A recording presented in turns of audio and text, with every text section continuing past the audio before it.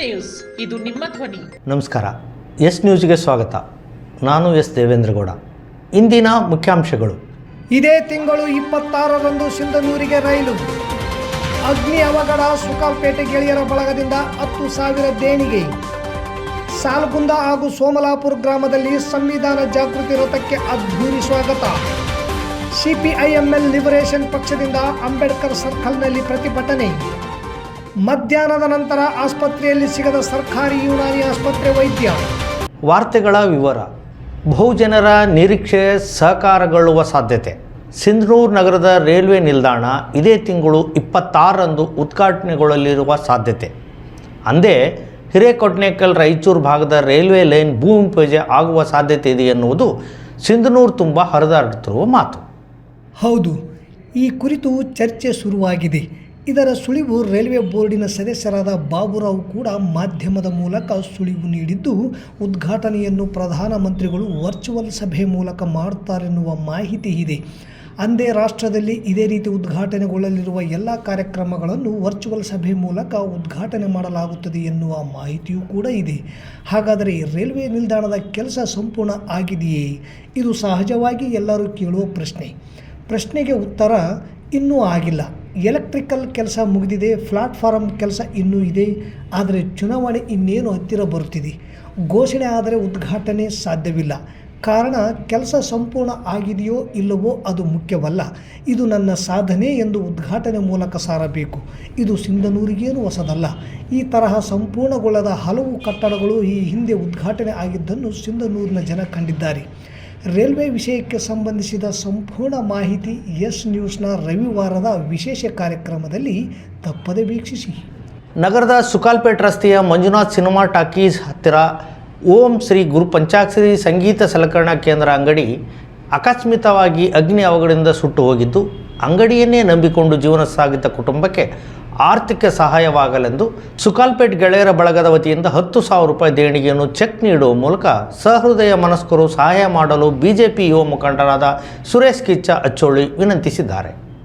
ಸಂಗೀತ ಸಲಕರಣೆಗಳ ಮಾರಾಟ ಕೇಂದ್ರದ ಅಂಗಡಿಗೆ ರವಿವಾರ ರಾತ್ರಿ ಬೆಂಕಿ ಹತ್ತಿ ಹಾರ್ಮೋನಿಯಂ, ತಬಲಾ, ಗಿಟಾರ್, ಡೋಲಾಕ್ ಸೇರಿದಂತೆ ಇನ್ನಿತರ ಅನೇಕ ಸಲಕರಣೆಗಳು ಸುಟ್ಟು ಸಂಪೂರ್ಣ ಭಸ್ಮವಾಗಿದ್ದು, ಅಂಗಡಿಯನ್ನೇ ನಂಬಿದ್ದ ಬಸವರಾಜ್ ಮೋತಿ ಅವರಿಗೆ ಗೆಳೆಯರ ಬಳಗದ ವತಿಯಿಂದ 10,000 ದೇಣಿಗೆ ನೀಡಿ ಧೈರ್ಯ ತುಂಬಿದರು. ಈ ವೇಳೆ ಯುವಕರಾದ ಟಿ ಶಿವು, ಮುದಿಯಪ್ಪ ದೇಸಾಯಿ, ವಸಂತ್ ಕುಮಾರ್ ಭಂಗಿ, ಮಂಜುನಾಥ್ ಹಂಚಿನಾಳ್, ಹನುಮೇಶ್ RH1, ಬೀರಪ್ಪ ಕಲ್ಲೂರ್, ಬೀರಪ್ಪ ನಂಜಲ್ದಿನ್ನಿ, ವೀರೇಶ್ ಮೂಲಿಮನಿ, ಆಂಜನೇಯ ದೇಸಾಯಿ, ಮಲ್ಲು ಬೆಳಗುರ್ಕಿ ಸೇರಿದಂತೆ ಅನೇಕರಿದ್ದರು. ಮಹಾನ್ ಮಾನವತಾವಾದಿ ಭಾರತರತ್ನ ಡಾಕ್ಟರ್ ಬಾಬಾ ಸಾಹೇಬ್ ಅಂಬೇಡ್ಕರ್ ಅವರ ಸಂವಿಧಾನ ಜಾಗೃತಿ ಅಂಗವಾಗಿ ತಾಲೂಕಿನಲ್ಲಿ ಸಂಚರಿಸುತ್ತಿರುವ ಸಂವಿಧಾನ ಜಾಗೃತಿ ರಥವನ್ನು ಸಾಲ್ಗುಂದ ಹಾಗೂ ಸೋಮಲಾಪುರ ಗ್ರಾಮಗಳಲ್ಲಿ ಅದ್ದೂರಿಯಾಗಿ ಸ್ವಾಗತ ಕೋರಲಾಯಿತು. ಪಂಚಾಯತ್ ವತಿಯಿಂದ ಗ್ರಾಮ ಪಂಚಾಯಿತಿ ಅಧ್ಯಕ್ಷರು, ಉಪಾಧ್ಯಕ್ಷರು ಹಾಗೂ ಸರ್ವ ಸದಸ್ಯರು, ವಿವಿಧ ಇಲಾಖೆಯ ಅಧಿಕಾರಿಗಳು, ಗ್ರಾಮದ ಗುರು ಹಿರಿಯರು ಮತ್ತು ಸಂಘ ಸಂಸ್ಥೆಯ ಅಧ್ಯಕ್ಷರು, ಉಪಾಧ್ಯಕ್ಷರು, ಸರ್ವ ಸದಸ್ಯರು ಸೇರಿ ಸಂವಿಧಾನ ಜಾಗೃತಿ ರಥವನ್ನು ಸಾಲ್ಗುಂದ ಹಾಗೂ ಸೋಮಲಾಪುರ ಗ್ರಾಮಕ್ಕೆ ವಿವಿಧ ಸಾಂಸ್ಕೃತಿಕ ಮೇಳಗಳ ಮೂಲಕ ಅದ್ದೂರಿ ಸ್ವಾಗತ ಕೋರಿ ವೇದಿಕೆ ಕಾರ್ಯಕ್ರಮಗಳನ್ನು ಆಯೋಜಿಸಲಾಗಿತ್ತು. ಸಂವಿಧಾನ ಪೀಠಿಕೆ ಪ್ರತಿಜ್ಞಾ ವಿಧಿ ಓದುವ ಮೂಲಕ ಜನರಲ್ಲಿ ಜಾಗೃತಿ ಮೂಡಿಸುವ ಕಾರ್ಯಕ್ರಮವೂ ಜರುಗಿತು. ಶಾಲಾ ಮಕ್ಕಳ ಆಕರ್ಷಕ ಮೆರವಣಿಗೆ ಹಾಗೂ ಮಹಿಳೆಯರು ಕುಂಭ ಹೊತ್ತು ರಥಕ್ಕೆ ಸ್ವಾಗತ ಕೋರಿದರು. ಸಿಪಿಐಎಂಎಲ್ ಲಿಬರೇಷನ್ ಪಕ್ಷದ ಶಾಸಕ ಕಾಮ್ರೇಡ್ ಮನೋಜ್ ಮಂಜಿಲ್ ವಿರುದ್ಧ ರಾಜಕೀಯ ದುರುದ್ದೇಶದಿಂದ ಸುಳ್ಳು ಕೊಲೆ ಪ್ರಕರಣದಲ್ಲಿ ಸಿಲುಕಿಸಿದ ಬಿಜೆಪಿ ಹಾಗೂ ಜೆಡಿಯು ಷಡ್ಯಂತ್ರ ವಿರುದ್ಧ ಇಂದು ಸಿಪಿಐಎಂಎಲ್ ಲಿಬರೇಷನ್ ಪಕ್ಷದ ವತಿಯಿಂದ ಪ್ರತಿಭಟನೆ ಹಮ್ಮಿಕೊಳ್ಳಲಾಗಿತ್ತು. ಶಾಸಕರಾದ ಕಾಮ್ರೇಡ್ ಮನೋಜ್ ಮೇಜಿಲ್ ಸೇರಿದಂತೆ 23 ಜನ ಪಕ್ಷದ ಕಾರ್ಯಕರ್ತರಿಗೆ ಜೀವಾವಧಿ ಶಿಕ್ಷೆಯನ್ನು ಖಂಡಿಸಿ ಸಿಂಧನೂರು PWD ಕ್ಯಾಂಪಿನ ಡಾಕ್ಟರ್ BR ಅಂಬೇಡ್ಕರ್ ಸರ್ಕಲ್ ಮುಂದುಗಡೆ ಪಕ್ಷದ ಕಾರ್ಯಕರ್ತರು ಘೋಷಣೆ ಮೂಲಕ ಆಕ್ರೋಶ ವ್ಯಕ್ತಪಡಿಸಿ ಪ್ರತಿಭಟಿಸಿದರು. ಈ ಸಂದರ್ಭದಲ್ಲಿ ನಾಗರಾಜ್ ಪೂಜಾರ್, ಜಿಲ್ಲಾ ಕಾರ್ಯದರ್ಶಿ ಸಿಪಿಐಎಂಎಲ್ ಲಿಬರೇಷನ್, ಗಂಗಪ್ಪ ತೋರಣದಿನ್ನಿ ಮಸ್ಕಿ ತಾಲೂಕು ಕಾರ್ಯದರ್ಶಿ, ಬಸವರಾಜ್ ಕೊಂಡೆ, RH ಕಲ್ಮಂಗಿ, ಚಾನ್ಸಾವ್ ಬೆಳ್ಳಿಗನೂರು, ಪರಶುರಾಮ್ ಭಂಡಾರಿ, ಹುಸೇನಪ್ಪ ತಿಡಿಗೋಳ್, ಹನುಮಂತ ದೀನಸಮುದ್ರ, ಬಸವರಾಜ್ ಕಂಟೆಪ್ಪ, ರವಿ ರೈತನಗರ ಕ್ಯಾಂಪ್, ನಾಗಪ್ಪ ಬಿಂಗಿ, ಶೇಖಾವಲಿ, ಸುರೇಶ್ ಇತರರು ಇದ್ದರು. ಸಿಂಧನೂರು ನಗರದ ಸರ್ಕಾರಿ ಸಾರ್ವಜನಿಕ ಆಸ್ಪತ್ರೆ ಪಕ್ಕದಲ್ಲಿರುವ ಸರ್ಕಾರಿ ಯುನಾನಿ ಆಸ್ಪತ್ರೆಗೆ ಸರ್ಕಾರಿ ಯುನಾನಿ ಆಸ್ಪತ್ರೆ ವೈದ್ಯ ಮನೋಹರ್ ಪತ್ತಾರ್ ಪ್ರತಿ ತಿಂಗಳು 3ನೇ ಮಂಗಳವಾರದಂದು ಬರುತ್ತಾರೆ.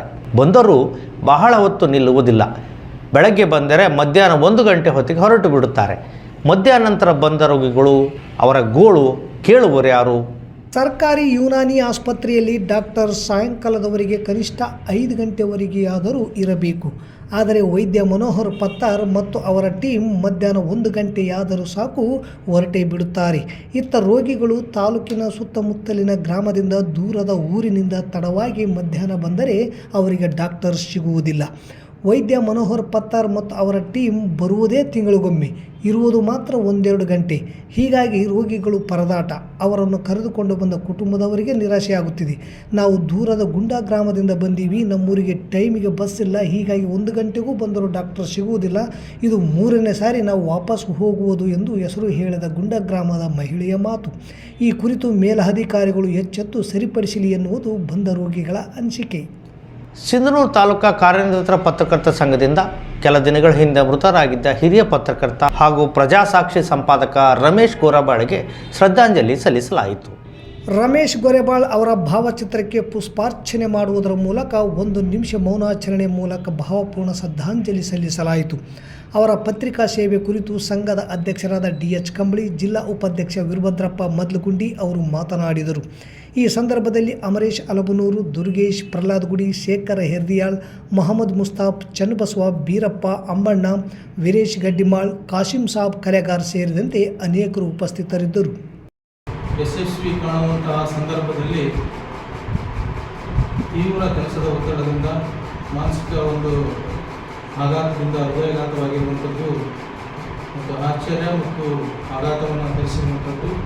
ಅವರು ಇನ್ನೂ ಈ ಕ್ಷೇತ್ರದಲ್ಲಿ ಭಾಳ ಕನಸನ್ನು ಕಂಡಿರುವಂಥವ್ರು. ಜೊತೆಗೆ ಅವ್ರ ಬಗ್ಗೆ ಹೆಚ್ಚಿನ ಒಂದು ಮಾಹಿತಿಯನ್ನು ಈ ಸಂದರ್ಭದಲ್ಲಿ ಮೈಕ್ ಹಾಕ್ಕೊಳ್ಬೇಕಂತ ಅನಿಸ್ತಾ ಇದೆ. ಸುಮಾರು 2003ರಿಂದ ಅವರು ಕೂಡ ನನ್ನದೇ ಆದಂಥ ಪತ್ರಿಕೆಯ ಜಿಲ್ಲಾ ವರದಿಗಾರರಾಗಿ ನನಗೆ ಭಾಳ ಹೆಗಲಿಗೆ ಕೊಟ್ಟು ಸಾಥ್ ಕೊಟ್ಟಂಥವರು. ಭಾಳ ಸ್ನೇಹಜೀವಿ. ಅವರ ಒಂದು ಅಕಾಲಿಕ ಮರಣ ಭಾಳ ದುಃಖ ತರಿಸಿದೆ. ಅವರ ಕುಟುಂಬಕ್ಕೆ ಇನ್ನೂ ಹೆಚ್ಚಿನ ದುಃಖ ಭರಿಸುವಂಥ ಶಕ್ತಿ ಭಗವಂತ ಕೊಡಲಿ, ಅವರ ಆತ್ಮಕ್ಕೆ ಶಾಂತಿ ಸಿಗಲಿ ಅಂತೇಳಿ ಈ ಸಂದರ್ಭದಲ್ಲಿ ನನ್ನ ನುಡಿಯನ್ನು ಸಲ್ಲಿಸ್ತೇನೆ.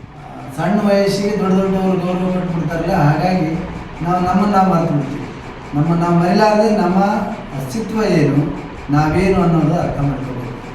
ಇವತ್ತು ಪತ್ರಿಕೆ ಇದೆ ಅಂತೇಳಿ ಭಾಳ ಜನ ಗೌರವ ಕೊಡ್ತಿರ್ತಾರೆ. ಪತ್ರಿಕೆ ಹೋದ್ಮೇಲೆ ಯಾರು ಮಾತಾಡ್ಸಲ್ಲ.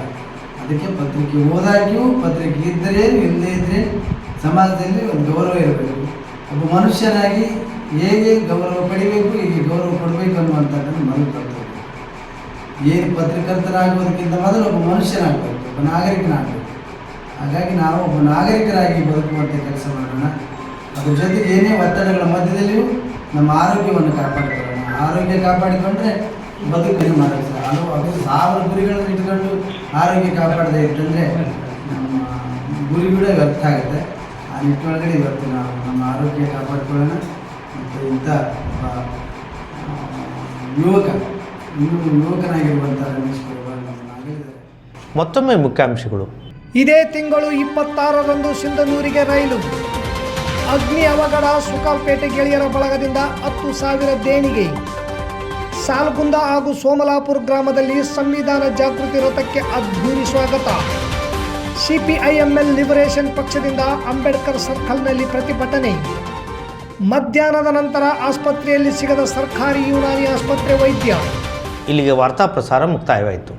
ನಿರಂತರ ಸುದ್ದಿಗಾಗಿ ವೀಕ್ಷಿಸಿ ಎಸ್ ನ್ಯೂಸ್. ಇದು ನಿಮ್ಮ ಧ್ವನಿ. ನಮಸ್ಕಾರ.